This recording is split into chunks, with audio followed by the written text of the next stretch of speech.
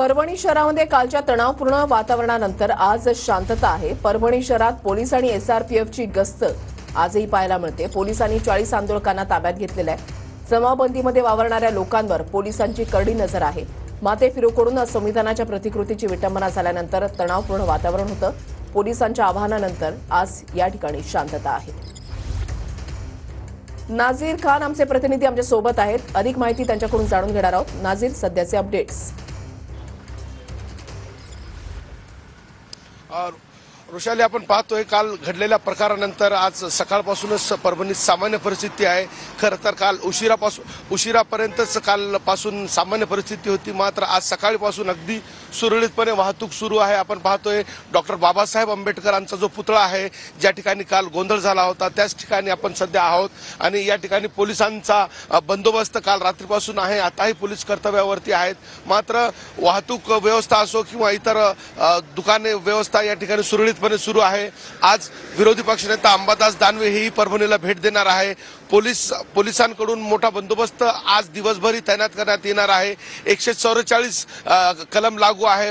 जमावबंदीचा आदेश प्रशासनाकडून जो काल लागू करण्यात आला होता, तो आजही कायम आहे। सकाळचं सत्र आहे म्हणून दुकाने आपण या ठिकाणी बंद आपल्याला दिसून येत आहेत, मात्र सुरळीतपणे दुकानेही या ठिकाणी आज काही वेळा। परभणी शहरामध्ये कालच्या तणावपूर्ण वातावरणानंतर आज शांतता आहे। परभणी शहरात पोलीस आणि एसआरपीएफची गस्त आजही पाहायला मिळते। पोलिसांनी 40 आंदोलकांना ताब्यात घेतलेलं आहे। जमावबंदीमध्ये वावरणाऱ्या लोकांवर पोलिसांची करडी नजर आहे।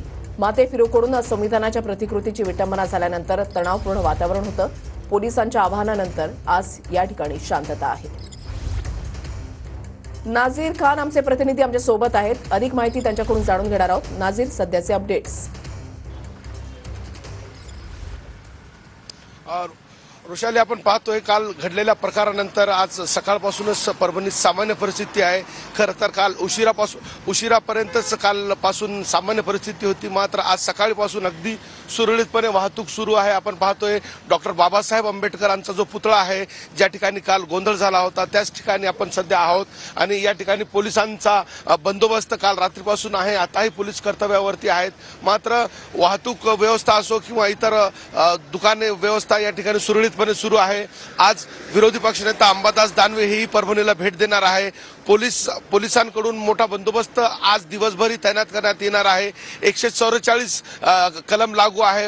जमावबंदीचा आदेश प्रशासनाकडून जो काल लागू करण्यात आला होता, तो आजही कायम आहे। सकाळचं सत्र आहे म्हणून दुकाने आपण या ठिकाणी बंद आपल्याला दिसून येत आहेत, मात्र सुरळीतपणे दुकानेही या ठिकाणी आज काही वेळा।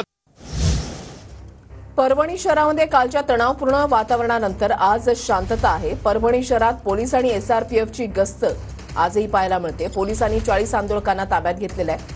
जमावबंदीमध्ये वावरणाऱ्या लोकांवर पोलिसांची करडी नजर आहे। माते फिरवून संविधानाच्या प्रतिकृतीची विटंबना झाल्यानंतर तणावपूर्ण वातावरण होतं। पोलिसांच्या आवाहनानंतर आज या ठिकाणी शांतता आहे।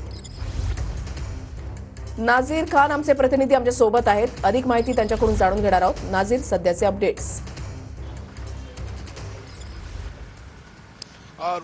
ऋषाली, आपण पाहतोय काल घडलेल्या प्रकारानंतर आज सकाळपासूनच परभणीत सामान्य परिस्थिती आहे। खरं तर काल उशिरापर्यंतच कालपासून सामान्य परिस्थिती होती, मात्र आज सकाळपासून अगदी सुरळीतपणे वाहतूक सुरू आहे। आपण पाहतोय डॉक्टर बाबासाहेब आंबेडकरांचा जो पुतळा आहे, ज्या ठिकाणी काल गोंधळ झाला होता, त्याच ठिकाणी आपण सध्या आहोत आणि या ठिकाणी पोलिसांचा बंदोबस्त काल रात्रीपासून आहे। आताही पोलीस कर्तव्यावरती आहेत, मात्र वाहतूक व्यवस्था असो किंवा इतर दुकाने व्यवस्था या ठिकाणी सुरळीतपणे सुरू आहे। आज विरोधी पक्षनेता अंबादास दानवे हेही परभणीला भेट देणार आहे। पोलिसांकडून मोठा बंदोबस्त आज दिवसभरही तैनात करण्यात येणार आहे। 144 कलम लागू आहे। जमावबंदीचा आदेश प्रशासनाकडून जो काल लागू करण्यात आला होता, तो आजही कायम आहे। सकाळचं सत्र आहे म्हणून दुकाने आपण या ठिकाणी बंद आपल्याला दिसून येत आहेत, मात्र सुरळीतपणे दुकानेही या ठिकाणी आज काही वेळात सुरू होणार आहे। वाहतूक व्यवस्था या ठिकाणी कालपासूनच सुरळीत सुरू होती। पोलिसांकडून काल रात्रीपासूनच कारवाया करण्यात येत आहे। जे दगडफेक करणारे, आगीच्या घटनांना करणारे जे आरोपी होते ते निष्पन्न झालेले आहेत। अनेक नक्कीच धन्यवाद नाझीर, दिलेल्या सविस्तर माहितीसाठी। अपडेट सातत्याने तुमच्याकडून जाणून घेणार आहोत।